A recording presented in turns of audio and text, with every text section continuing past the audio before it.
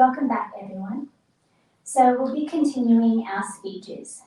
Before the break, we heard Dr. Karthik Veerasamy speaking about Tamilar Tirunal.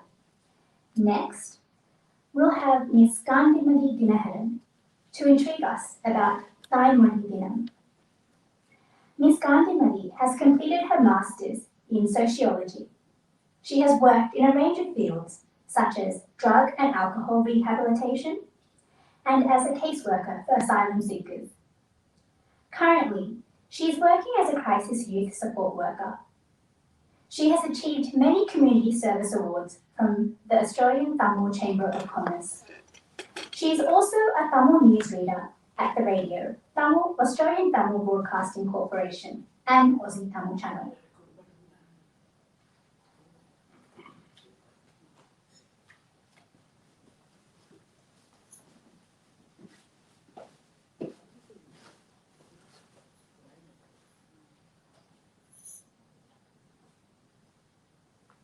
என்னை அறிமுகம் செய்த மாணவர்களுக்கு நன்றி. ஆஸ்திரேலிய மண்ணின் மைந்தர்கள், பூர்வ குடியினர்கள், அன்றும் இன்றும் உள்ளவர்கள் அனைவருக்கும் எனது சிறந்தார்ந்த வணக்கம். என்னை இந்த உலகிற்கு நன்றாக ஈன்று தந்த பெற்றோர்களுக்கு எனது வணக்கம். இங்கு நமக்காக வந்திருக்கும் திரு ஹியூக் மற்றும் பாராளுமன்ற தலைவர் அவர்களுக்கு எனது வணக்கம். வணக்கம். இந்த அரங்கில் அமர்ந்து என்னுடைய பாசத்திற்கும் நேசத்திற்கும் உரிய அன்பானவர்கள் அனைவருக்கும் எனது வணக்கம். நம்ம இவ்வளவு நேரம் நிறைய பேச்சுகள் கேட்டு நல்ல வேளை இடையில ஒரு தேநீர் இடைவெளி நமக்கு கிடைத்தது. இப்போ நம்ம பேச போறது சர்வதேச தாய்மொழி தினம் பற்றி. எனக்கு முன்பாக மாதுமை கோணேஸ்வரி ஆங்கிலத்தில் மிக தெளிவாக ரொம்ப நல்லா சொன்னாங்க. இப்போ இதுல ஒரு சின்ன பின்னணி மாத்திரம் சொல்லிட்டு நம்ம தாய்மொழி சர்வதேச தாய்மொழியினுடைய முக்கியத்துவம் பற்றி பார்க்கலாம். வங்காளதேசம் தாய்மொழி தினம் வேண்டும் என்று யுனெஸ்கோவிற்கு கோரிக்கை விடுத்தது. இதனுடைய ஒரு சின்ன பின்னணி என்னன்னா, 1952 அங்க ஒரு வங்காளதேசத்தில் டாக்காவில் ஒரு போராட்டம் நடந்திருக்கிறது. இந்த போராட்டம் என்னன்னா, அந்த வங்காள மொழியை ஆட்சி மொழியாக ஆக்க வேண்டும் என்று கூறி இந்த போராட்டம். இந்த போராட்டம் நடக்கும் பொழுதே சில உயிர் பறிப்புகள் இறந்திருக்கின்றன. அப்போ இவர்களுடைய நினைவாக தாய்மொழி தினம் என்று வேண்டும் என்று அவர்கள் யுனெஸ்கோவிற்கு கோரிக்கை விடுத்திருக்கிறார்கள். அப்போ இது 2000ஆவது ஆண்டுல பிப்ரவரி 21 சர்வதேச தாய்மொழி தினம் என்று யுனெஸ்கோவால் அறிவிக்கப்பட்டது. அதனை முன்னிட்டு தான் நாம் இன்று இங்கு கொண்டாடுகிறோம்.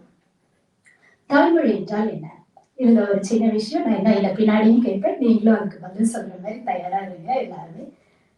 தாய்மொழினாலே நம்ம மற்ற இடத்துல நம்ம கேள்விகள் எங்கேயாவது நம்மளுடைய நேர்முக தேர்வுல கேள்விகள் கூட கேட்கலாம். நீங்க வீட்டில் பரவலாக பேசப்படும் மொழி என்ன அப்படின்றது, இதுதான் தாய்மொழி. வீட்டுல நாம என்ன பேசுறோமோ அதுதான். இப்போ ஒரு மனிதனோடு மனிதனாக ஏற்படும் பரிபாஷைகள், அவங்களுடைய எண்ணங்கள், உணர்வுகள் சொல்லாக வெளிப்படுவது. இப்ப என்ன ரொம்ப நம்ம சாதாரணமா சொல்ல போறோம்னா, நீங்க பேசுறது எனக்கு புரியணும், நான் பேசுறது உங்களுக்கு புரியணும். இதுதான் முதல் அடித்தளம். இங்க சில பேர் நம்ம பார்க்கும்போது, என்னைய சில பேர் இங்க வரும்போதே கூட சொல்லுவாங்க, ஆண்டி வராங்க பாருங்க தமிழ்ல பேசுங்கம்மா அப்படின்னுவாங்க. ஆண்டி இது ஒரு நிமிஷத்துல ஒரு நேரத்துல உருவாக்கக்கூடிய ஒரு விதிமுறை கிடையாது நிச்சயமா, இல்லைங்களா? வீட்லயே அவங்க அதை பேசிக்கொண்டே இருந்தாதான் இப்ப நம்ம யாரும் வந்தாலும் அவங்க நம்ம கூட பேச முடியும். அவங்களுக்கு அதை பேசணுன்ற ஆர்வம் இருக்குது. ஆனா மொழி தெரியலைன்னா உண்மையிலேயே அவங்களால பேசுறது ரொம்ப சிரமம். அப்ப நம்ம அவங்களுக்காக ஆங்கிலத்தில் சில நேரம் மாறிக்கொள்கிறோம். அப்புறம் தமிழ் மொழிதான் நம்மளுடைய உணர்வுகளின் பரிமாற்றம், அன்பு, பாசம், கோபம், பயம், அதாவது மன்னிக்கவும், தாய்மொழியில தான் நாம இது எல்லாத்தையுமே நம்மளால ஒரு உணர்வு பூர்வமா நம்மளால சொல்ல முடியும். இதை எப்படி நாம சொல்லலாம்னு நினைக்கிறோம்னா, ஒருத்தங்க பேசுறதுடைய நோக்கத்தையும் நாம அறிந்து கொள்ள முடியும். இது ஒரு சின்ன விஷயமா நம்ம சொல்லலாம் அப்படின்னு பார்த்தோம்னா, உடம்பு எப்படி இருக்கு அப்படின்னு கேட்கறோம்னு வைங்களேன். அப்படின்னா நம்ம சாதாரணமா கேட்டோம்னா நல்லா இருக்கீங்களா அப்படின்னு கேட்கறது. உடம்பு எப்படி இருக்கு அப்படின்னு சொல்லிட்டு அதிகாரமா கேட்டு அதனுடைய நோக்கம் எப்படி இருக்கும் நம்மளுக்கு, உண்மையிலே அது அதிகாரத்தோட என்ன அடி வேணுமா அப்படிங்கிற கேட்கிற தோரணை, அதனுடைய தொனி மாறும் பொழுது அதே வார்த்தையினுடைய தொனிகள் மாறுது. அப்ப நம்ம ஒரு மொழியை கற்றுக்கொள்ளும் போது அதனுடைய உண்மையான அர்த்தத்தை தான் நம்ம கற்றுக்கொள்ள முடியுமே ஒழிய அதனுடைய உள்நோக்கத்துல அவங்க என்ன இதுல பேசுறாங்க அப்படின்றது நம்மளுக்கு ரொம்ப சிரமமா இருக்கும். அப்ப இது ஒரே வார்த்தைகள் தான். இதே நான் சில நேரம் ஆங்கிலம் பேசுபவர்கள்ட்ட கேட்பேன் நான். ஏன்னா இப்ப நம்ம தமிழ்ல கேட்டு பாருங்களேன். இப்போ சரியான மழைங்க, மழைன்றத சரியான மலைங்க அப்படின்னு சொல்லிட்டாங்கன்னு வைங்களேன். அந்த மலைன்றதுக்கும் வார்த்தை சொல்லும் மாறுது. அது உண்மையிலேயே அந்த மழைக்கு உண்டான அந்த நம்ம அந்த தமிழை கேட்கவே சகிக்காது. நம்ம சில நேரம் மாத்தி சொல்லும் பொழுது இல்லைங்களா? அப்போ நான் அது கேட்பேன் நான். மற்ற ஆங்கிலம் பேசுறவங்க இத்தனை நாட்டுல இருந்து ஆங்கிலம் பேசுறவங்க எல்லாரும் வேற வேற உச்சரிப்பு கொடுக்குறோமே, உங்களுக்கு எல்லாம் கேட்கும்போது அது இதா இருக்காதா அப்படின்னு கேட்கும்போது அவங்களும் சொல்லுவாங்க, இல்லைங்க எங்களுக்கு அப்படி கிடையாது. ஒண்ணு என்ன காரணமா இருக்கலாம்னு நிறைய பாஷைகளை அது உள்வாங்கி கொண்டு இப்ப நம்ம சோசியாலஜி பயாலஜி எதுன்னு சொல்றோம்னா கூட எல்லாமே வேற வேற லத்தீன் மொழியிலிருந்து எடுத்துக்கொண்ட மொழிகள் எல்லாத்தையுமே உள்வாங்கி கொண்டது. அதனால உச்சரிப்பில் மாறுபடலாம்னு சொல்லுவாங்க. ஆனா ரொம்ப பழமை வாய்ந்த மொழிகள், அதாவது கிரேக்க மொழியோ இல்லைன்னா பிரெஞ்சு பேசுறவங்களோ கிட்ட கேட்டோம்னா அவங்களால அந்த உச்சரிப்பு நம்மள மாதிரியே தான் மாறி இருந்துச்சுன்னா அவங்களுக்கு ரொம்ப கஷ்டம். அதை திரும்ப மாத்தி சொல்றதுக்கு அவர் கேட்கறதுக்கே நம்மளுக்கு ரொம்ப கஷ்டமா இருக்கு. என்னடா எப்படி உச்சரிக்கிறாங்களே அப்படின்னு சொல்லிட்டு. அப்போ இது என்னன்னா இப்ப இவங்க எல்லாம் சொன்னாங்க இல்லைங்களா, தமிழ் மொழி செம்மொழி அப்படின்னு சொல்லிட்டு. அப்ப தமிழ் மொழியில என்ன பிற மொழிகளினுடைய கடன் எதுவும் நம்ம வாங்காம இது எந்த மொழியும் சாராத தனித்து இயங்கும் மொழி. இதே மாதிரிதான் கிரேக்க மொழி, எகிப்திய மொழி இப்படி இருக்கிறது எல்லாமே இந்த செம்மொழிக்குள்ளதான் வருகிறது. அப்போ இந்த மொழிகளுக்குள்ள என்ன இருக்குது? நல்ல இலக்கியங்கள், நல்ல இலக்கியங்கள், அதனுடைய பாரம்பரியம், அவங்க சொன்ன மாதிரி நல்ல வேல்யூஸ்ன்னு சொல்லணும்னா நம்மளுடைய வாழ்க்கை கல்வி நலன்கள் எல்லாமே அந்த இலக்கியங்களில் இருக்கு. இப்ப இவங்க சொல்லும் பொழுது பேசும்பொழுது கூட சொன்னாங்க 5 இலக்கியங்கள் இருக்கு.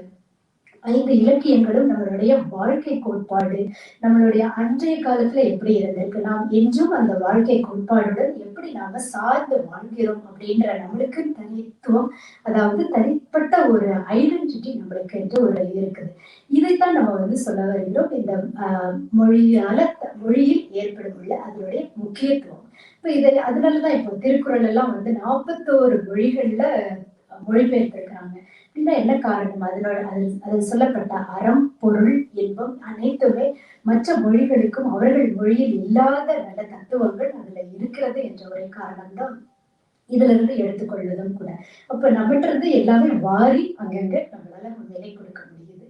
இப்போ இன்னும் ஒண்ணு நம்ம சொல்ல போனோம்னா, இது ஒரு இப்போ கருத்தாழம் பத்தி சொன்னோம் இல்லைங்களா?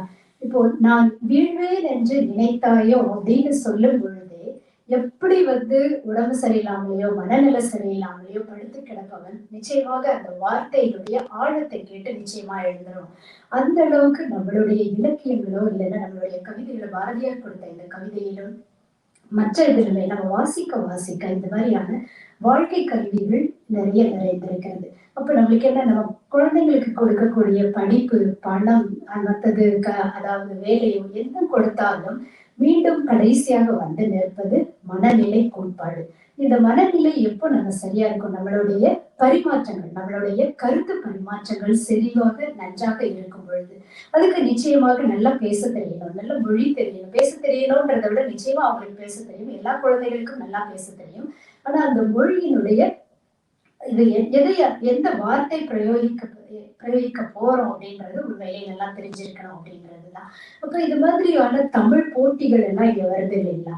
அப்ப தமிழ் போட்டிகள் வரும் பொழுதோ நம்ம என்ன பண்றோம்னா, நான் இப்ப எல்லா இடத்துலயுமே சொல்லல, போட்டிகள் வரும் பொழுது இதுதான் ஒரு நல்ல தருணம். நம்ம குழந்தைங்க கிட்ட உட்கார்ந்து ஒரு விஷயத்தை, நல்ல விஷயத்தை, வாழ்க்கை கல்வியை ஒன்று நடக்க போகிறதுக்கு முன்னாடி, அதுக்கு முன்னாடியே குழந்தைங்களுக்கு நல்ல அறிவுரை கூறும் ஒரு நல்ல தருணம்.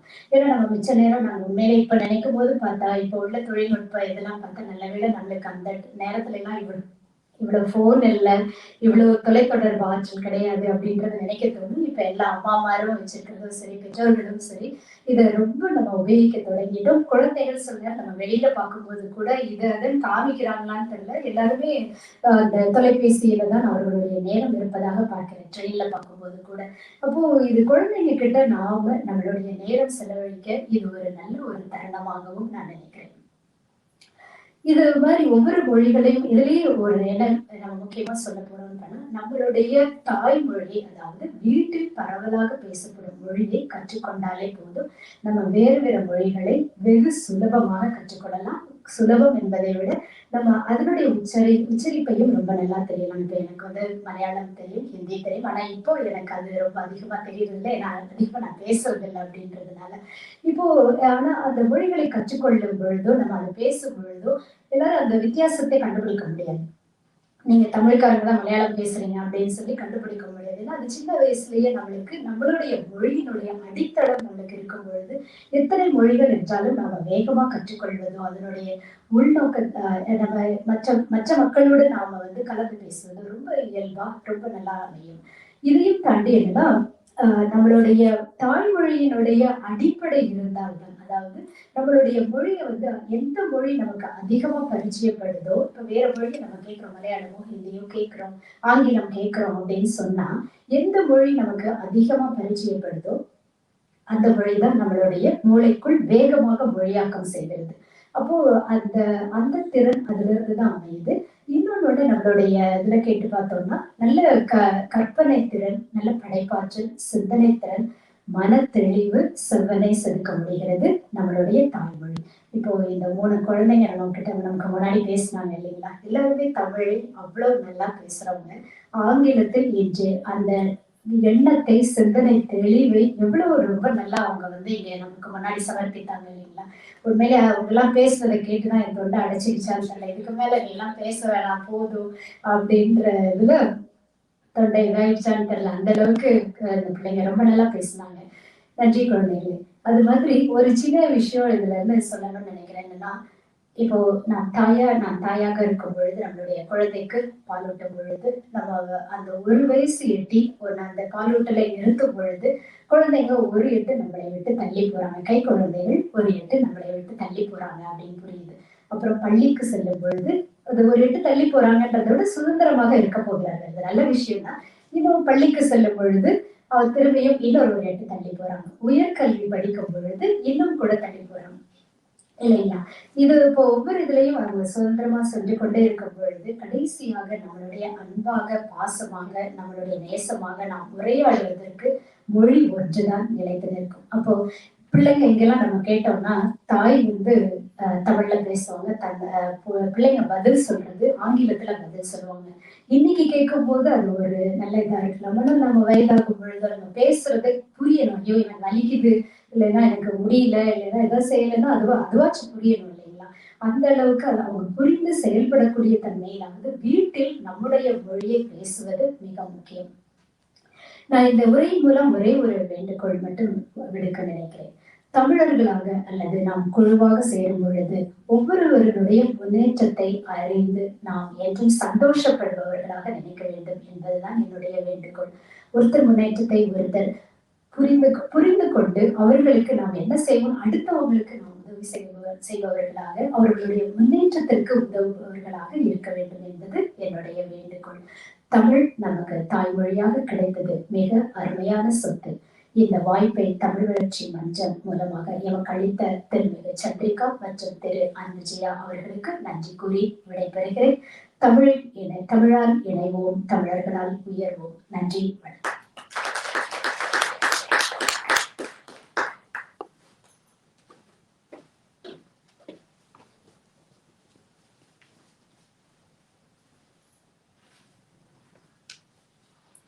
Thank you, Ms. Gandhi. You definitely touched an important aspect of my life, at least.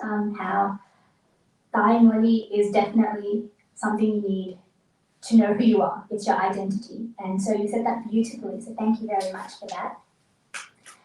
Next up, we have our final speaker to deliver the speech on Tiruvalluvar Dinam.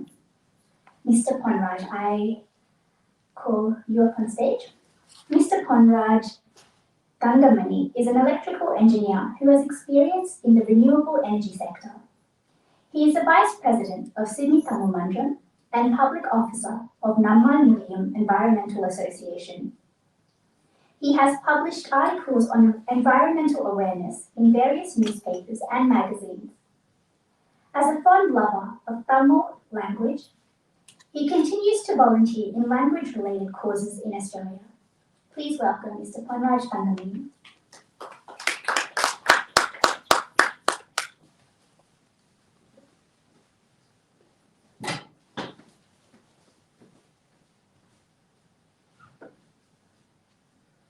அனைவருக்கும் வணக்கம்.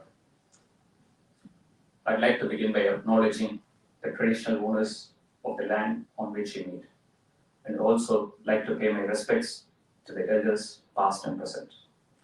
It's a great privilege and honor to celebrate the first ever Thiruvalluvar Day in New South Wales Parliament, which is one of the iconic representation of Australian democracy. We are privileged, sir. Thank you for this.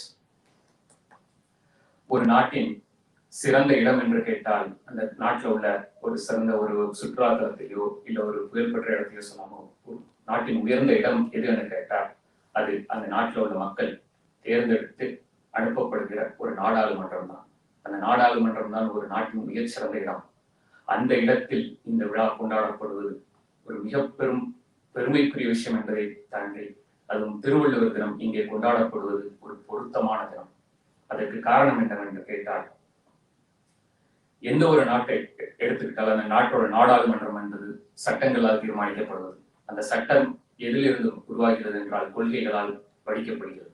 அந்த கொள்கை எவ்வாறாக வேண்டும் இருக்கும். இப்பொழுது நீங்க உலகத்தில் இருக்க எல்லா நாடுகளையும் பார்த்துட்டா அந்த நாடுகளோட கொள்கைகள்ங்கிறது ஒரு சில நாடுகள் கேபிட்டலிசமா இருக்கும், சில நாடுகள் கம்யூனிசமா இருக்கும், சில நாடுகள் சோசியலிசமா இருக்கும், சில இடத்துல சோசியலிஸ்ட் டெமோக்ராட்டிக்கா இருக்கும், சில இடத்துல கேபிட்டலிசமா இருக்கும்.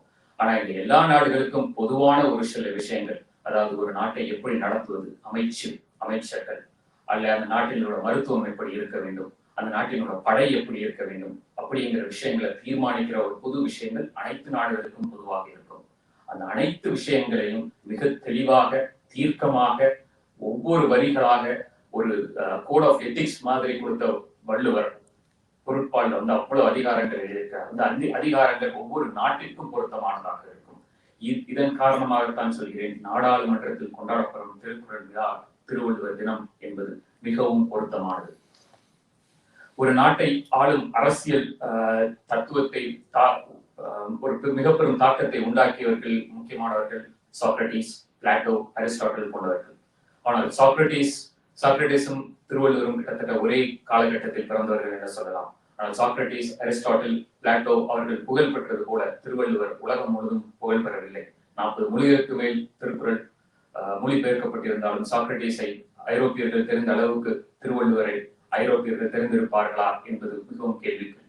அதற்கு ஒரு முக்கிய காரணம், திருக்குறள் சாக்ரட்டிஸின் தத்துவங்கள் என்பது ரோம சாம்ராஜ்யத்தில் தொடர்புபடுத்தப்பட்டது. ரோமாபுரியிலிருந்து பின்னர் இங்கிலாந்திடம் தொடர்புபடுத்தப்பட்டது. இங்கிலாந்து எங்கெல்லாம் எந்த மனிதர்களை எல்லாம் ஆட்சி கொண்டதோ அங்கெல்லாம் அவர்களுடைய தாக்கமும் அதன் பிரதிபலிப்பும் இருந்தது. ஆனால் மாறாக தமிழர்கள் உலகம் முழுவதையும் ஒரு நாளும் ஆண்டதில்லை என்பதுதான் நிதர்சனமான உண்மை. உலகத்தின் தமிழர்களின் உச்சம் என்பது நாம் அறிந்தவற்றில் 11ஆம் நூற்றாண்டில் ராஜராஜ சோழன் கிழக்காசியா வரை வந்திருக்கிறான். அப்பொழுதும் அவன் திருக்குறள் வழி ஆட்சி செய்தானா என்பது நமக்கு தெரியாது. ஆகவே திருக்குறள் என்பது மீண்டும் இந்தியா, தமிழகம், இலங்கை என்ற ஒரு குறுகிய வட்டத்திலேயே தான் இருக்கிறது. ஆனால் இந்த சூழ்நிலையில் இந்த உலகத்தின் பிரச்சனைகளை தீர்ப்பதற்கு திருக்குறள் என்பது பல நாடுகளுக்கு வர வேண்டும்.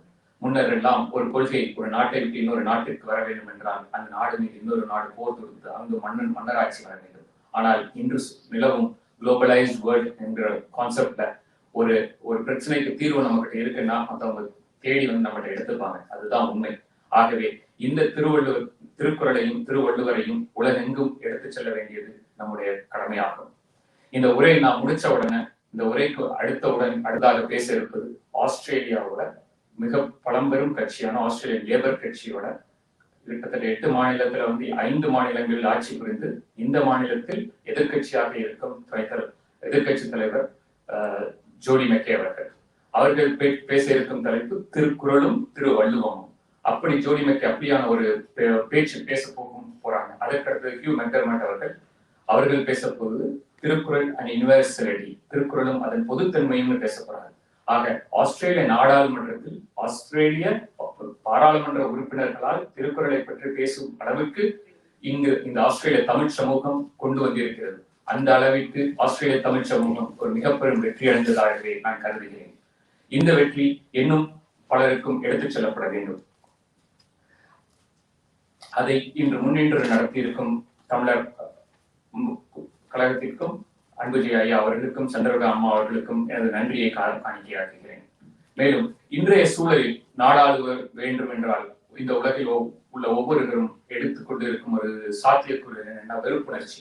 அதாவது ஒரு நாடு இருக்குதுன்னா ஒரு பெரும்பான்மைன்னு ஒருத்தவங்க இருப்பாங்க, சிறுபான்மைன்னு இன்னொருத்தவங்க இருப்பாங்க. அப்ப அந்த சிறுபான்மையினரின் சில தவறுகளையோ இல்லை பொய்யாக ஒரு இட்டுக்கட்டிய தவறுகளையோ மிகைப்படுத்தி பேசி அந்த தவறுகளின் மீது அவர்களின் மீது வெறுப்புணர்ச்சி உண்டாக்கி ஆட்சியை கைப்பற்றுவதுதான் இன்று உலகம் முழுவதும் பெரும்பாலான நாடுகளால் பின்பற்றப்படுகிறது.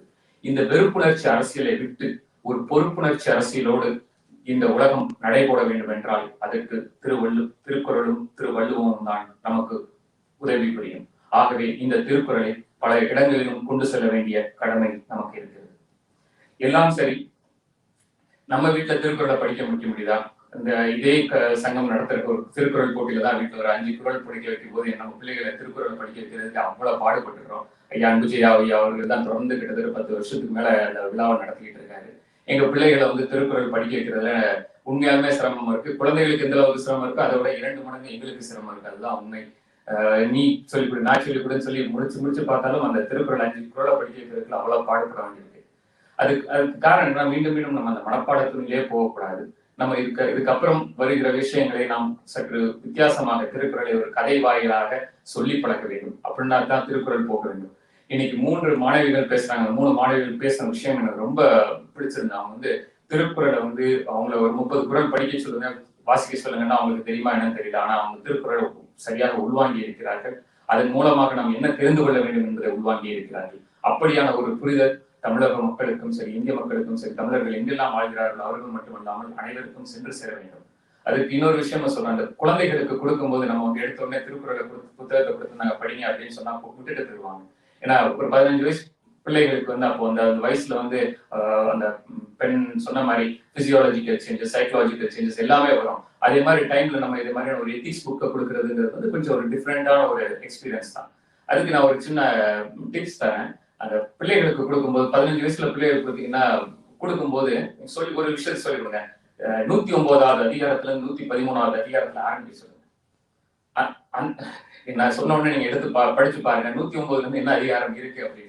109வது அதிகாரத்துல 113க்குள்ள ஒரு அதிகாரத்தை அவங்க எடுத்து 15 வயசுல எடுத்து படிச்சாங்கன்னா சாவர வரைக்கும் அந்த திருக்குறள் புக்கை வெளியே வைக்க மாட்டாங்க. குறிப்பு அறிதல், காதல் உணர்ச்சி சொல்லுதல், இதை பற்றிய விஷயங்களை திருக்குறள் சொல்லியிருக்கு. திருக்குறள் சொன்னதெல்லாம் கோட் ஆஃப் எத்திக்ஸ் மட்டும் இல்லை. they also propagated for every people or in every age. நீங்க எடுத்தவொடனே கடவுள் வாழ்த்து கொடுத்து அகர முதல எழுத்தெல்லாம் மலர்மிசை ஏகினான்னு கொடுக்கறத விட குறிப்பறிதல ஒரு காதல் உணர்ச்சியை பற்றியும் ஒரு ஆண் ஒரு பெண்ணை சந்திக்கும் போது ஏற்படும் உணர்ச்சிகளை பற்றியும் அவருக்கு அவ்வளவு தெளிவா சொல்லியிருக்காரு. அங்க இருந்து ஆரம்பிச்சு 25 வயசு 30 வயசு போகும்போது பின்னர் அதுக்கப்புறம் விஷயங்களை வீடு பெயர்றதுக்கு எல்லாம் பற்றி கல்யாணம், குழந்தை அதெல்லாம் பற்றி அதுக்கப்புறம் பொருட்பால் வரட்டு, அதுக்கப்புறம் அறத்துப்பால் வருவாங்க. அதை விட்டு எடுத்தோடனே அறத்துப்பாலை கொடுத்தா பிள்ளைகள் நம்மளை விட்டு புத்தகத்தை தள்ளி வச்சிருவாங்க. ஆக திருக்குறளை பிள்ளைகளுக்கு கொடுக்கும்போதே 109வது அதிகாரத்திலிருந்து படிங்கன்னு சொல்லி கொடுங்க. நிச்சயமாக திருக்குறள் அடுத்த தலைமுறைக்கு கொண்டு சேரும். இதெல்லாம் தாண்டி நமக்கான கடமை என்று ஒன்று உள்ளது. இப்போ தமிழர்கள் அபூர்வா அவங்க பேச்சு சொல்லும் போது அவங்க சொல்லிட்டு இருந்தாங்க, இந்த தமிழர் தினத்தை கொண்டாடும் போது எனக்கு பெருமை வர்றதுக்குரிய சில இருக்குகள் இருக்கு அப்படின்னு சொல்லிட்டு இருந்தாங்க. அது உண்மைதான். காரணம், தமிழர்கள் 250 வருடங்களாக கொத்தடிமை தொழிலாளர்களாகவும் ஒரு கீழான நிலையில தான் உலகம் முழுக்க மைக்ரேட் ஆயிருக்காங்க. ஒரு 200 வருஷத்துக்கு முன்னாடி, 40 வருஷத்துக்கு முன்னாடி போர்ச்சூழல் காலமாக இடம்பெயர்ந்திருக்காங்க. ஏதோ இந்த கடைசி 30 வருட ஆண்டு காலத்துலதான் தகவல் தொழில்நுட்ப புரட்சியாலும் கொஞ்சம் படிப்புனாலும் சரி ஸ்கில் மைக்ரண்டா வெளியே வந்திருக்கோம். சோ மத்தவங்க யாருக்கும் இல்லாத ஒரு சௌகரியம் நமக்கு இருக்கிறது. கல்வி இருக்கிறது, ஓரளவுக்கு செல்வம் இருக்கிறது, நம்மை கொண்டு சேர்க்கின்ற அறிவு இருக்கிறது. ஆனால் நமக்கு இந்த நாடு கிடையாது, அரசு கிடையாது. ஆனால் நமக்கு யாருக்கும் இல்லாத ஒரு விஷயம் நம்மிடம் நம் மொழி உள்ளது. அந்த மொழியின் மூலமாக நம்முடைய செல்வங்கள், அதாவது நம்முடைய கல்வி செல்வங்கள், நம்மளுடைய அறிவாயுதம் என்பது நம்முடைய நூல்கள் தான். இந்த நூல்களை உலகெங்கும் எடுத்துச் செல்லும் போது அந்த அறிவாயுதம் நமக்கு உதவி செய்யும். அதன் மூலம் நாம் உயர்வடையலாம். தெய்வத்தால் ஆகாதெனும் முயற்சி தன்னை மெய்வருத்த கூடி தரும். திருவள்ளுவர் வாக்கு. இதை நாமும் செயல்படுத்துவோம். And just to conclude my speech in English, the people who have spoken before, the students have addressed about bringing Tamil in the university curriculum, and I think I'm sure Dr. Q will look into it, and also Ms. Jory will look into it. And as community representatives out here, we clearly, promise you that we'll be able to get any sort of support from Tamil Nadu government or from the universities which are working in Tamil Nadu. I'll assure you that. And Likewise, we also had a university conference last year in University of New South Wales, which is a very good thing, and we have presented papers on various topics. And if wherever our thoughts could help you in upbringing the people of Australia and all these things and add values to the multiculturalism, we're always there to assist you and help you with. Thank you very much for this opportunity, and thank you for hosting Thiruvallur Dinam, Tamilar Dinam, and Thirukkural Day here in this auditorium. Thank you very much. Thank you all.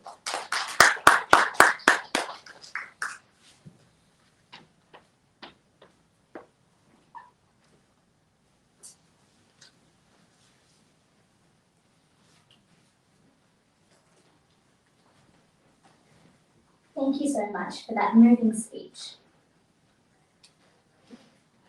I would now like to call upon Ms. Margaret Corneshwaran to introduce our keynote speaker for today, Dr. Hugh McDermott, who will be speaking about Thirukkural and University.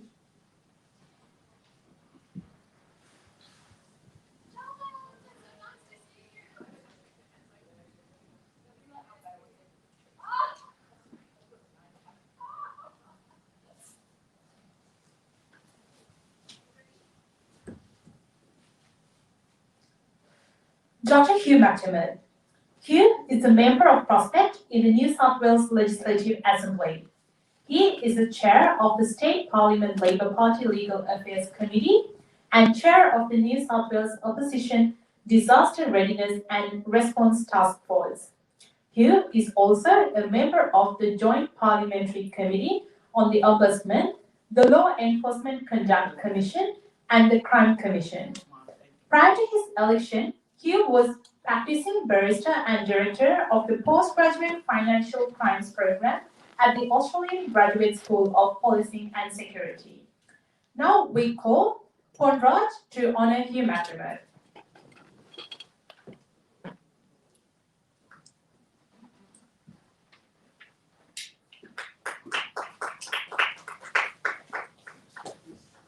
Understand, of course.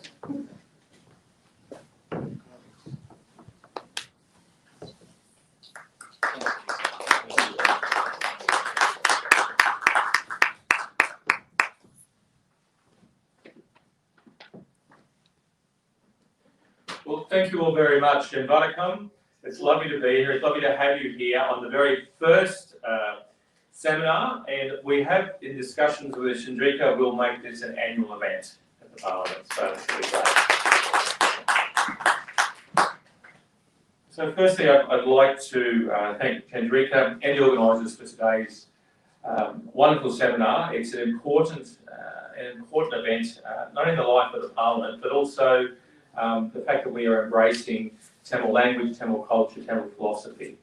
And it's something which I've said before when I've talked about the Thirukkural. It's a shame that when we were first elected to Parliament, I think it should be compulsory reading. The elements of the Thirukkural is just so important.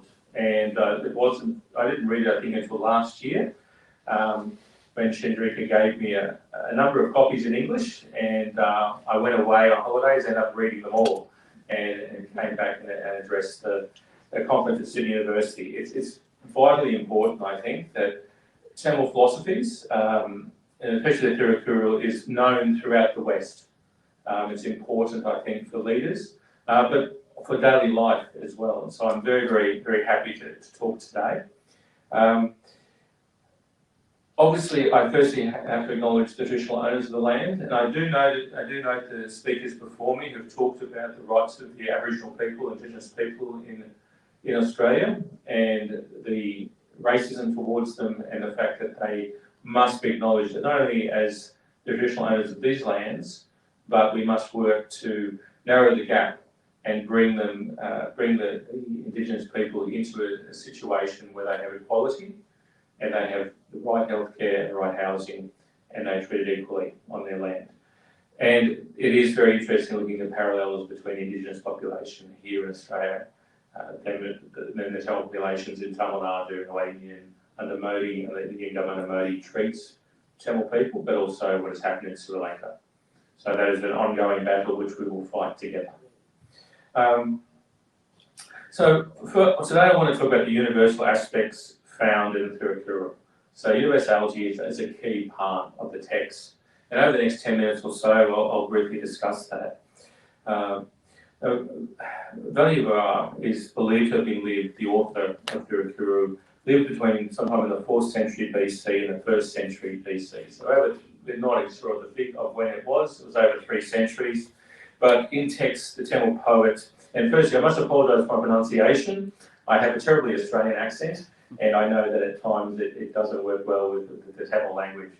The Tamil poet Manuel Ma of the Sangam period mentioned that Thiruvallu was the greatest Tamil scholar, contemporarily mentioning in the Nanda dynasty of northern region of India, which ruled during the 4th century BC, lasting somewhere between 345 and 321 BC. This estimate is based on the logistics analysis of his writings. However, there is no real historical evidence of when and where he lived. With the exact dates still under debate, taking the latest of the estimated dates, the Tamil Nadu government is using 31 BC as the year of Valluvar and the date of his birth. Today, I will briefly examine the universal aspects of the Thirukuru as a classic masterpiece, not only in the Tamil language, but I think in all world literature. The first key area, I guess, in that universality is the truth for all religions that is reflected in the text. The Thiruvallur is thought to have belonged to either Jainism or Hinduism. This can be observed in his treatment of the concept of non-violence, which is the principal concept of both religions. Vallur's treatment of the chapters on vegetarianism and non-killing reflects Jain precepts, where this is stringently enforced.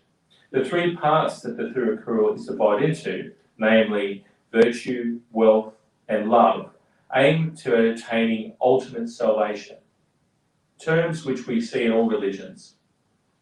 They follow respectively the 4 foundations of Hinduism, namely Dharma, Artha, Karma, and Moksha. Other Eastern beliefs of Valluvar found in the book include previous birth and rebirth, the 7 births, and some ancient Indian astrological concepts, among others.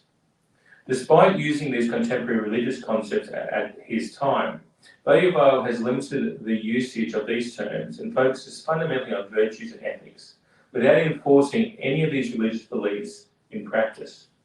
This chiefly has made the treatise earn the title, the Universal Scripture. And I think that's what's key. It is so universal. There is no judgment. There is no religious fanaticism.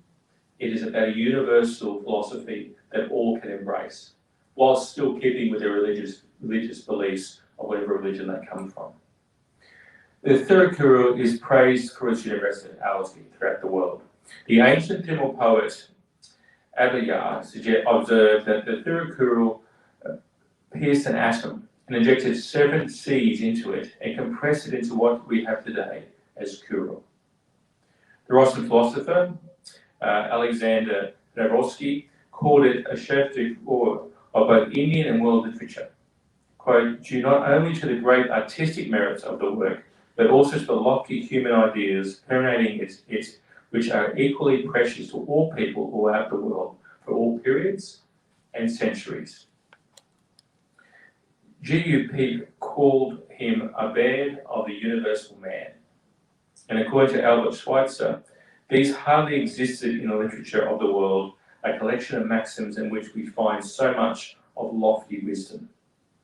Even well-known authors like Leo Tolstoy was inspired by the concept of non-violence found in the Thirukuru, which he read a German version of the book, who in turn instilled the concept in Mahatma Gandhi through his A Letter to a Hindu, when young Gandhi sought his guidance.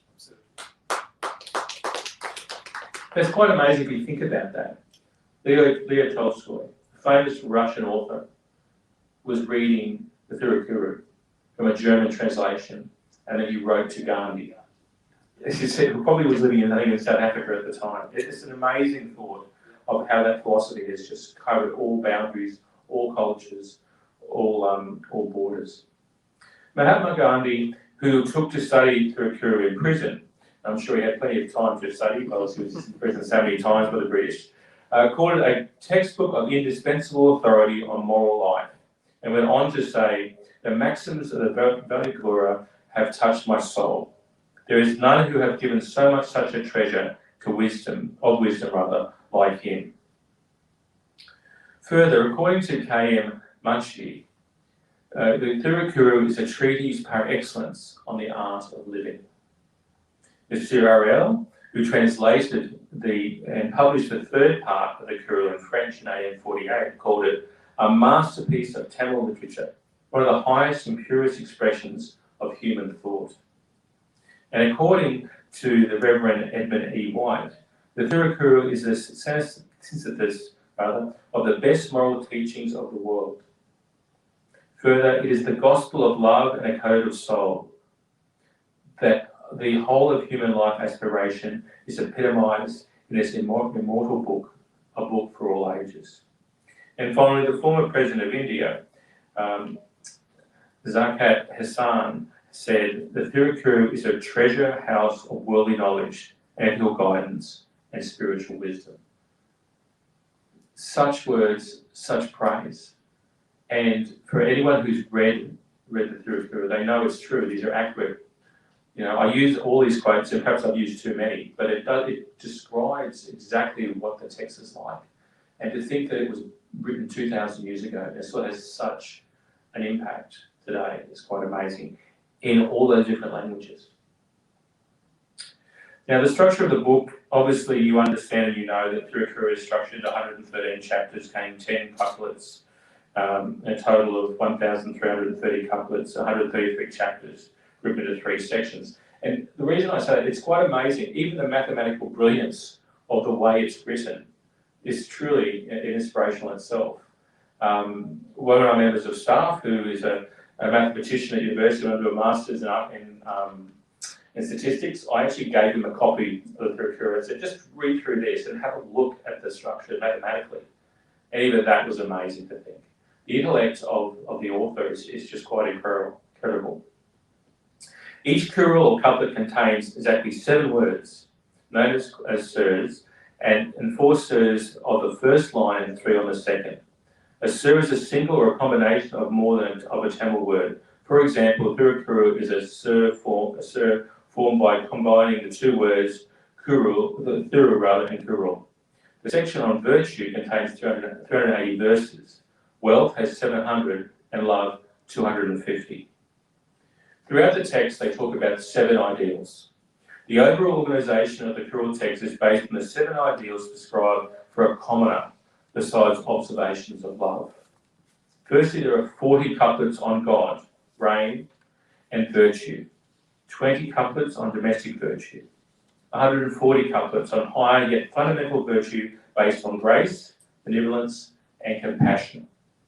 There's 200 couplets on royalty, 100 couplets on ministers of state, which I think should be compulsory reading for everybody in the New South Wales Parliament, 220 couplets on essential requirements of administration, 130 couplets on morality, both positive and negative, and finally 250 couplets on human love and compassion.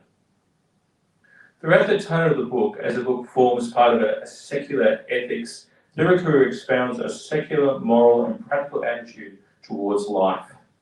Quite contrary to all the religious texts, the Thirukuru refrains from talking of hopes and promises of another world, but only in a worldly life. It deals with the practical realities of here and now, not promising heaven, not threatening hell.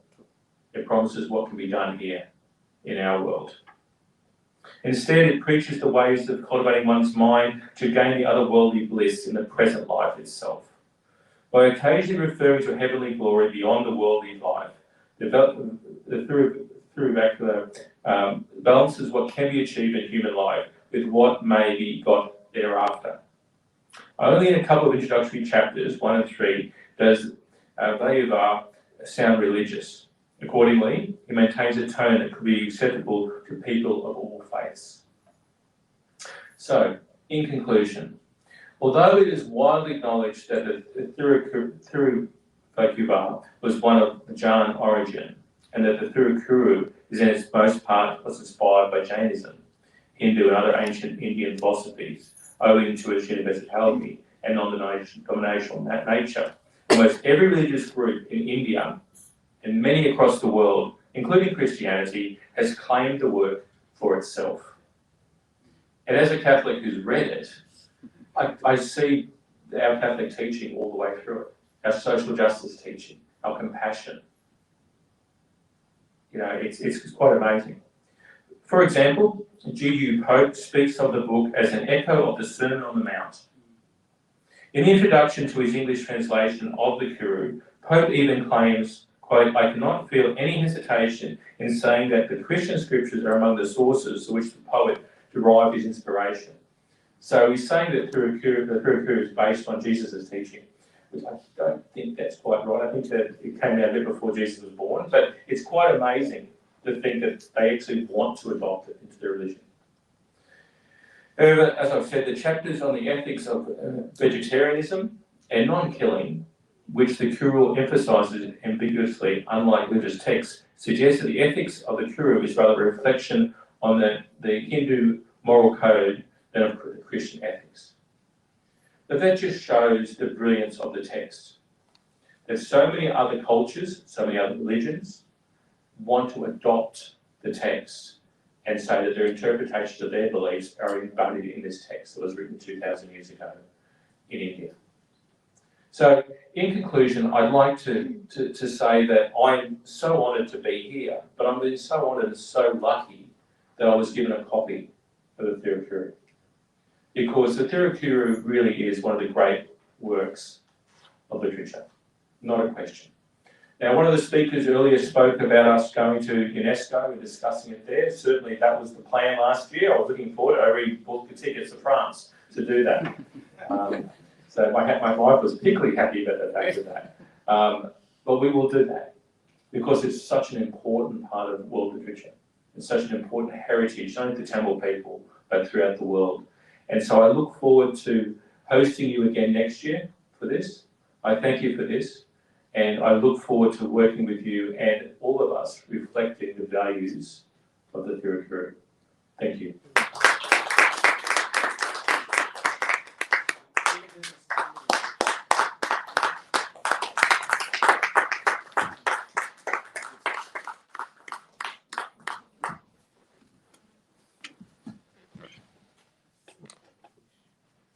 Thank you so much, Dr. Hugh, for highlighting the importance of Thirukuru, how it's transcended throughout time, its universality, and the impact it has on our lives. Next up, I'd like to call up Ms. Srees Ponnaya Pillai, who will be introducing Ms. Jyoti McCabe to speak about Thiruvalluvar and Thirukuru.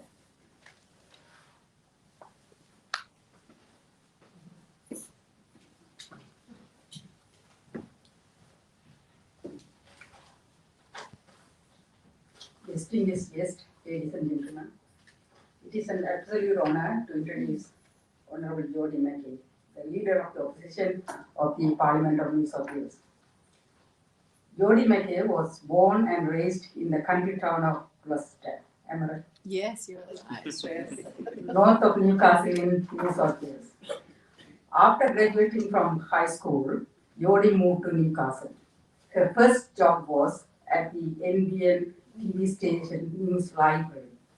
However, Jyoti's wish was to become a journalist.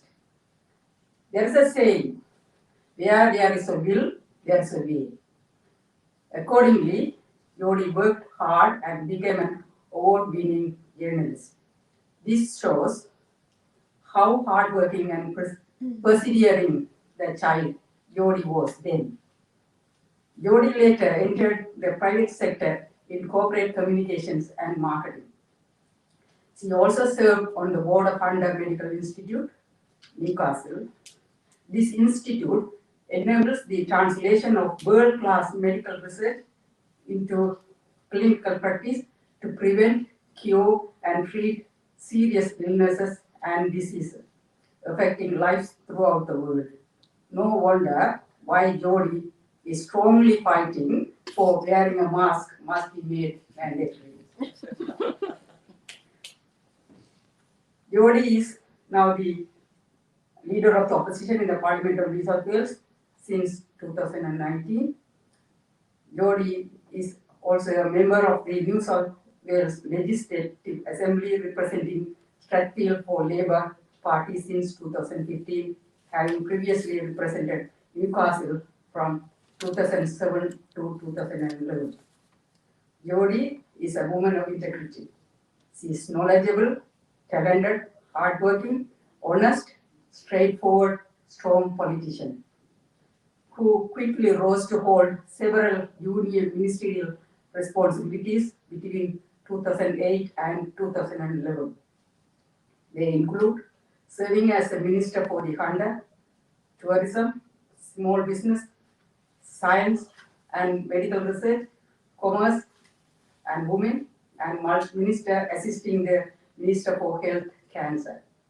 Her achievements include introducing landmark health laws to reduce tobacco-related cancers. She also oversaw the establishment of the Vivid Sydney Festival. This now generating more than $173 million into the New South Wales economy. Sadly, less because of the COVID. Jody is a well-known person within the subcontinent Australian community. She attends most of the cultural functions, dressed beautifully in sari, and participates in cultural rituals as someone from that culture. In an interview to SBS Hindi by Kumud Birani, Jody said, I quote, "When I became a leader, I took the multicultural portfolio. So when the premier or the opposition leader takes on a portfolio, they send a very strong message. I took on multiculturalism because I believe deeply in it. Multiculturalism is our identity. My strength is engaging and understanding and appreciating our multicultural community. And that means being an advocate for tolerance, compassion, inclusion. It means that I respect the rights of someone who wants to wear their clothes they want to eat the food they want, practice their religion, doesn't matter how much money is in someone's pocket, and that everyone is same, and that is really important to me, unquote." Another article appears on the Sydney Morning Herald. Jody said, quote, "For me, fear is a positive thing if you can harness it. Out of that, you become bold and brave. Boldness is a word I attach to myself all the time," unquote.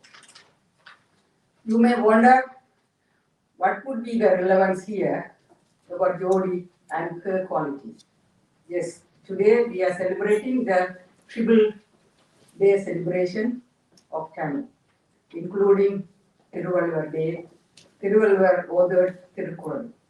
As we all know, Thirukkural is considered one of the greatest works ever written on ethics and morality, and is praised for its universality and non-denominational nature. Jody well fits into what Thirukkural says about a leader. I say this because publicly available information about Jody vouches this.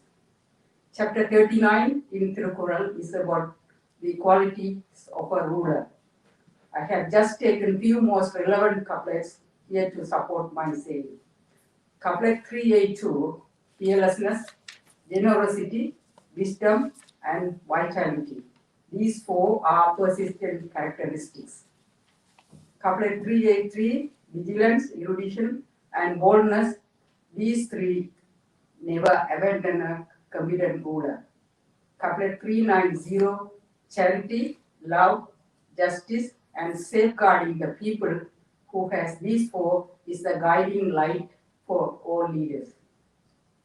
Please put your hands together, welcoming Honorable Jody Mackay to deliver her speech. Thank you.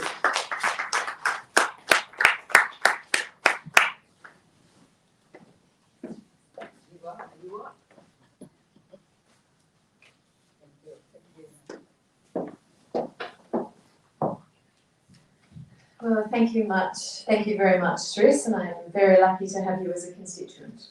I very much appreciate your kind comments and terrific introduction. So I also want to start by acknowledging the traditional owners of the land and pay my respects to elders past and present. Hugh has just had to duck away, but I do want to acknowledge Hugh and the support that he gives for the Tamil language. And please know that I will not be attempting to decipher and to convey the sort of depth of knowledge of the Tamil language, as, even though I know you want me to, Thero, that Hugh did. But I want to thank him for hosting this, and I think it's terrific that he's actually going to continue this for some time to come. So thank you very much to Tamil Valachi Munrum for organising this, and to you, Chandrika. I do want to pay my respects to you. I know you've gone through such a tough time, an inexplicably difficult time, and we love you, and it's terrific that you're here. So thank you. I think everyone knows the importance of the Tamil Australian community to me. Not only do I represent a significant Tamil Australian community, but I feel very, very deeply, as Trish said, about the rights of our Tamil Australian community to practice their culture, eat the food they want, dress how they want, but importantly to celebrate language. And the one thing I have known in my time with the Tamil Australian community is that language is at the heart of everything for the community. And it has been a language that has influenced almost every part of the globe. It is one of the oldest classical languages, and it's a language that you have fought to keep, and I acknowledge that today in speaking at this important event. So this event acknowledges three important days, the Thiruvalluvar Day, International Mother Language Day, and Tamil Day. And as I said, important to that, at the heart of that is language. The Thirukkural is something that I have spoken about in the Parliament. So I spoke about Tamil Valachi Munrum, and I also spoke about the Thirukkural when I had the opportunity to also speak at the Thirukkural conference hosted by the International Thirukkural Foundation of Mauritius, the Tamil Valachi Munrum, and SRM Institute of Science and Technology. Now that was online this year. I couldn't get to the previous one, but that was online this year, and I think it was terrific to see so many people who were there honouring the Tamil language and really trying more deeply to understand the Thirukkural. So for me, as someone who values multiculturalism but who only had one language, which is English, I do want to just pay tribute and acknowledge as best I can the importance of these 3 days in acknowledging the Tamil language, and that's what this is all about. Thirukkural, of course, is one of the oldest poetic works in Tamil literature, composed by scholar, poet and philosopher Thiruvalluvar. As all of you know, it was composed some 2,000 years ago, and it remains a very sacred and relevant text to millions of Tamils throughout the world. I think the universal message is how a conscious and spiritual individual can lead to a moral and ethical life that strives towards both peace and harmony. Now, I'm going to pronounce something which I hope I say correctly, but Venerable Gaukanda Dhammananda, did I pronounce that almost right? Please take no disrespect from my pronunciation. But I know that he attended the 2019 International Thirukkural Conference on Peace and Harmony through Literature in Sydney. And he stated this: Thirukkural is a recital about life. It's a guide to develop one's mind with the aim of making an individual a better human being who understands and loves others. Such an individual will naturally influence others in a positive way for them to be better individuals. Everything about this text is about people and bettering oneself. It's about selflessness, and I think that's important to acknowledge today. It's important, I think, to acknowledge that Thirukkural is widely known as universal literature, and it's this concept of universality that has allowed the Thirukkural to transcend national boundaries, to transcend races, religions and languages, and remain applicable in today's modern and multicultural world. And of course, as Trish said, it's something I value, but there is nowhere more that multiculturalism is valued than here in Australia. So I want to acknowledge that the Thirukkural, I think, has never been more relevant to us here in Australia. Those of us who don't speak Tamil, but who can see and value the messages within Thirukkural. We've gone through a drought, we've gone through bushfires, we've gone through a pandemic, and of course we've had a recession and many people experiencing and losing their jobs and going through a very difficult time. But when I think about the Thirukkural and its relevance to today's modern world, I think about one couplet in particular, which is couplet 72 in part 1, chapter 8. It is the loveless grab all for themselves, the loving give even their bones. And during this pandemic, we have seen enormous care and giving and compassion. And we, I think, should acknowledge that here today. Because Thiruvalluvar broadly uses the term love to encompass kindness and compassion. And that is so relevant for all of us. Those are traits that have been shown by many of our community groups, our workers who've given themselves selflessly to protect all of us during this time, often at their own peril and expense. And I want to, in saying that, give special mention to many of our Tamil Australian organisations who have worked absolutely tirelessly to help our international students and those within our Tamil and subcontinent community more generally get through this very difficult time. Again, the loveless grab all for themselves, the loving give even their bones, and that's what we've seen. So today I want to acknowledge the importance of the Tamil language here in Australia, in our multicultural community. I want to acknowledge the importance of Thiruvalluvar and the Thirukkural. And I want to say thank you to all of you for keeping the Tamil language alive, for celebrating it here in this country. And I want all of you to know that I will be a great champion for your cause. So thank you.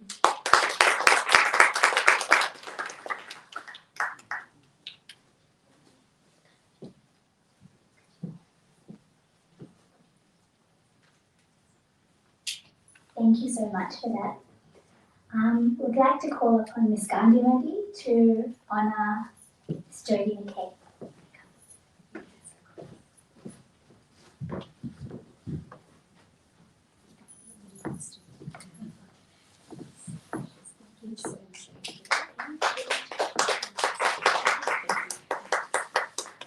Thank you, everyone. Thank you very much.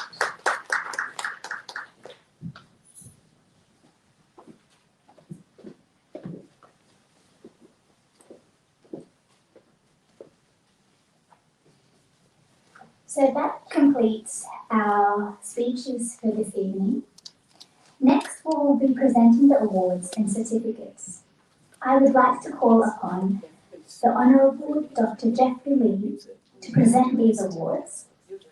And I would like to call upon Mr. Dinanda Kumar to hand over the certificates to the Minister. As well as that, I would like to call upon Moses Vedamuthu and Dr. Chandrika to present Dr. Jeff Lee with the Pannada. As well as that, I'd like to call upon Kavita Paul Nishin to say a few words about Dr. Jeff Lee.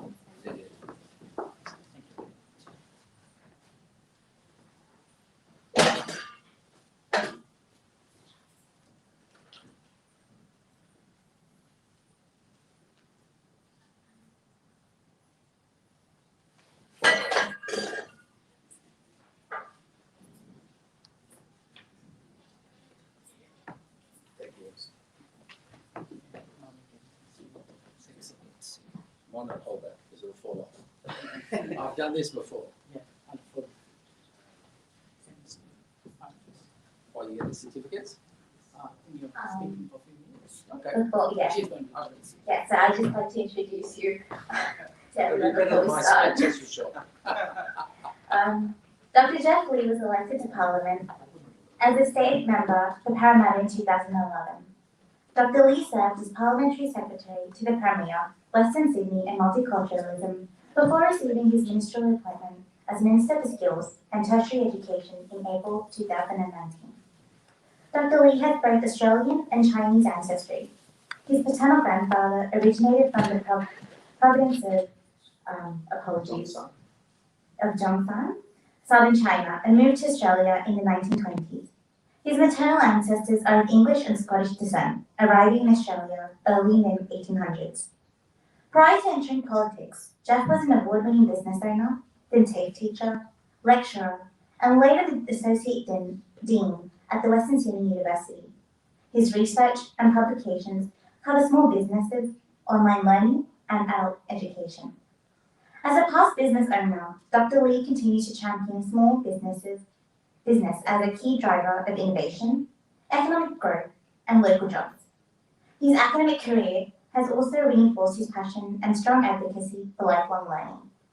Dr. Lee holds a Bachelor of Applied Science, Horticulture from Hawkesbury Agricultural College, a Master of Business Administration, and a Doctor of Business Administration from the Macquarie Graduate School of Management.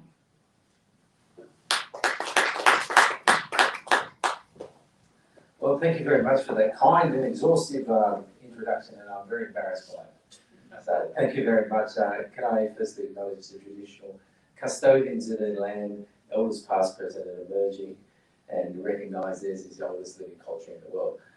Can I also thank our wonderful host, Doctor, thank you very much for organising today, along with my colleague, Dr. Hugh McDermott, that I'm sure he's been or will come later on. So, can I thank you and your organisation in organising today? I think it's a wonderful tripartite celebration.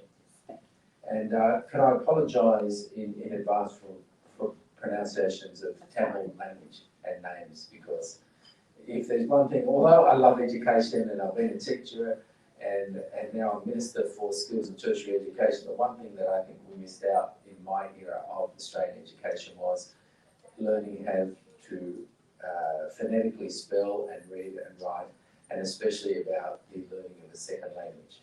So I think the most important thing is, and I know there's something like 30,000 people of Tamil origin in New South Wales at the moment, according to the 2016 census, and that is significantly increased from the 2011 census. So it'll be very interesting, and I expect that the next census will actually show a sharp increase again in the people of Tamil origin or identify being Tamil. Can I congratulate our whole Tamil Australian community, because when you go around and you see, especially at graduation ceremonies or award ceremonies for HSC graduates, some of the most outstanding students have Tamil background, the great Australian students that have Tamil background, and I think that's in part due to the 14 different Tamil schools, the community language schools that we have in New South Wales. And I think the thing that I missed out in education was the second language. My parents, my father's Chinese, but he never taught me Cantonese, which is where he's from, down in Zhongshan. I should have learned Mandarin, but the opportunity and the dedication of many parents in the Tamil community to teach a second language goes beyond understanding a second language. It actually trains your mind to be more creative and innovative, and the ability to learn and structures it in a different way. So it goes beyond just being able to speak a second language, that important thing if we want to do business around the world, but actually trains individuals to be a smarter child and a smarter adult as we grow up. So if there's one thing that I can do today is commend all our Tamil schools right throughout New South Wales in your dedication, and especially the parents, because when I go to Tamil schools and any community language schools, can I say the biggest comment is from parents is, my child doesn't want to come here. He she wants to stay home. They just want to learn English. But the biggest gift you can do for people here and their parents, and I'm sure you'll agree, is to speak your mother tongue actually at home, so that the children actually become understand the language and may not speak it all the time, but when they grow up, they have that opportunity. So, can I commend you and your organisation on promoting the famous philosopher, the real Rulava. Rulava. That's close. That's pretty close for me. Trust me, there's only 3 words of Chinese I know. So I'm terrible at it, so. Me speaking Tamil is not a very good thing. But can I also commend you, the poet's thoughts of peace, harmony are very resonant today in the Australian community, and not much has changed, and I think it's particularly important that we all take advantage of those thoughts and we all share those, because as we know, Australia is the exemplar to the rest of the world about multiculturalism, people coming from all around the world. And certainly the Tamil Australians here today have certainly bat above their weight in terms of contribution to the Australia and the values that we hold dear. And I say, I won't speak any more about Mother Tongue Day today and Tamil Day today, only to say that we certainly support anything we can do. I think what we do as Australians is great, no matter where we were born, but we come to Australia and we celebrate Australian values. But what we should be really proud of is our heritage.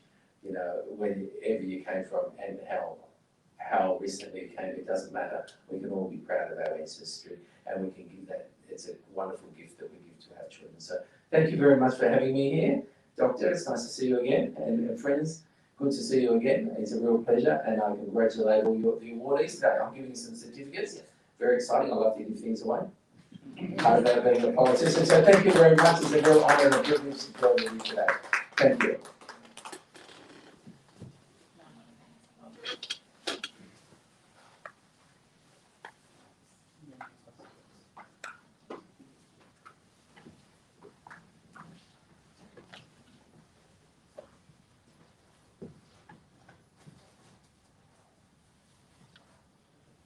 And welcome to Parliament, everybody. Thank you. Thank you so much. You know, it's really good that you have a function in Parliament. This is my only second function in Parliament, second one that I've had over many months. You know, during COVID, no one was allowed to come in. So it's great to see, even though we're socially distanced and people probably are looking online. But it's great to see that no matter how tough it is with COVID restrictions, you know, it has been really tough, but we're able to have functions like continuous functions. Oops, am I getting told to move on?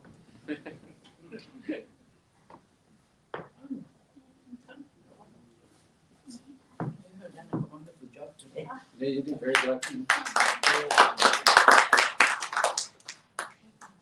Madhu Mekonis.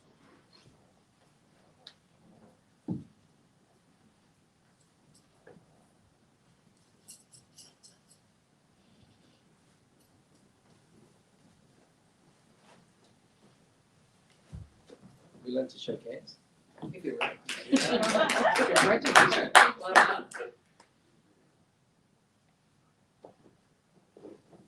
Selvi Kavita Paul.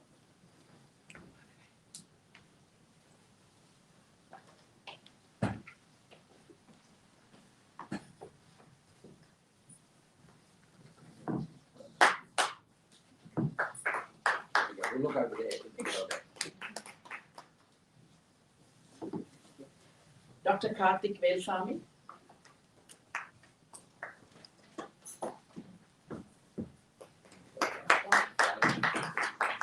Thank you, sir. Thank you, sir. Mrs. Gandhi Manitinagara.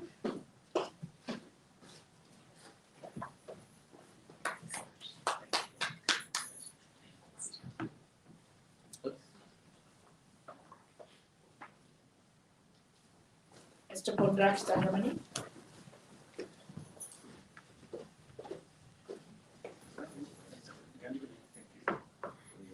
Look that way. Last but not the least, Selvi Banu Paul. I had to mention this year. All my workload was shouldered by her. She and Gandhimani shared all my workload for the last 6 months, doing anything what we do in Tamil Valarchi Mandram, especially this event. She has handled everything for me. With all I had some personal circumstances, but despite of that, I'm able to do this within a week's time I could organize. And I thank the minister for coming with such a short notice. He has agreed to come and honor us. And Banu Paul did most of the work. And I personally thank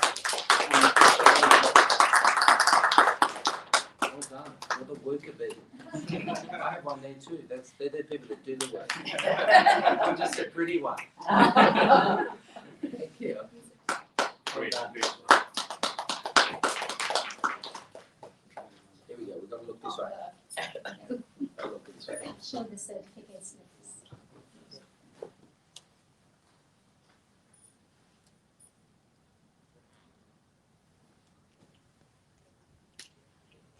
You must be the popular one. The idea is we want to bring the next generation to the stage and we want to retire. Exactly right. Thank you. Thank you very much. Thank you, Doctor. Thank you. Thank you so much. Thank you. Is it?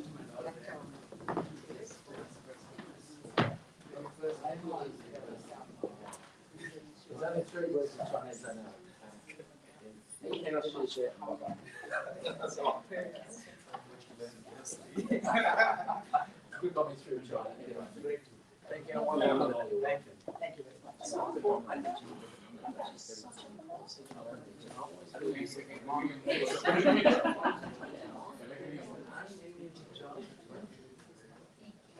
I don't know. I was about to say that. Ma'am.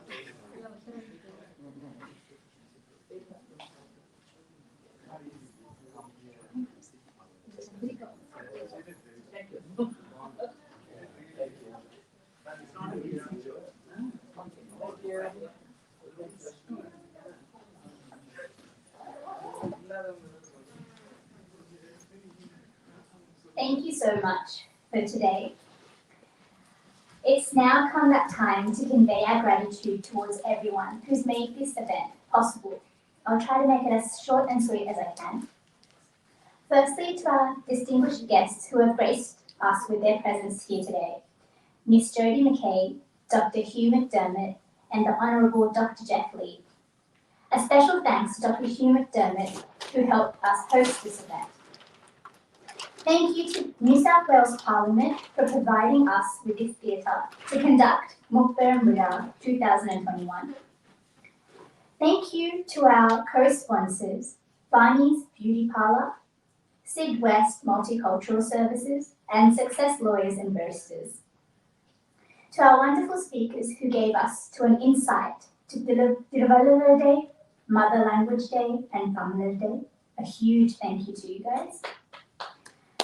Everyone who's worked behind the scenes, so like Gandhimati Auntie, Ponraj Uncle, Moses Uncle, Sri's Auntie, and a very, very big thank you to Dr. Chandrika, who has been the support, the pillar of support to Tamil Mandam. So without you, none of this could have happened. So a big, big thank you to you. And a big thank you to everyone here in the audience, as well as those viewing us online. If I have missed anyone, my sincere apologies. On behalf of Tamil Valachi Mandram, I would like to thank you all once again for Mukperumbila 2021. This could not have happened with us. This could not have been such a success without each and every one of you. Thank you so much. And I now please ask everyone to stand for the national anthem.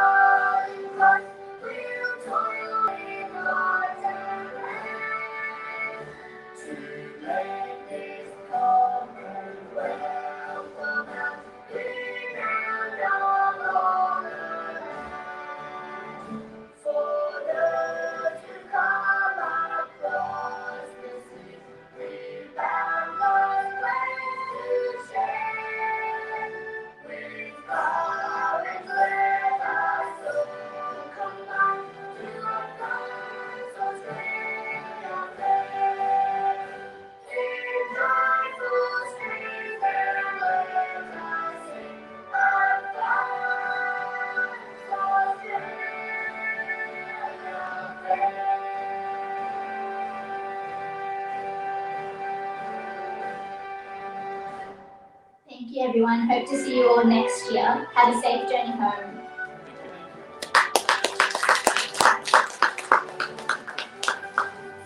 Vamos riscar, vamos.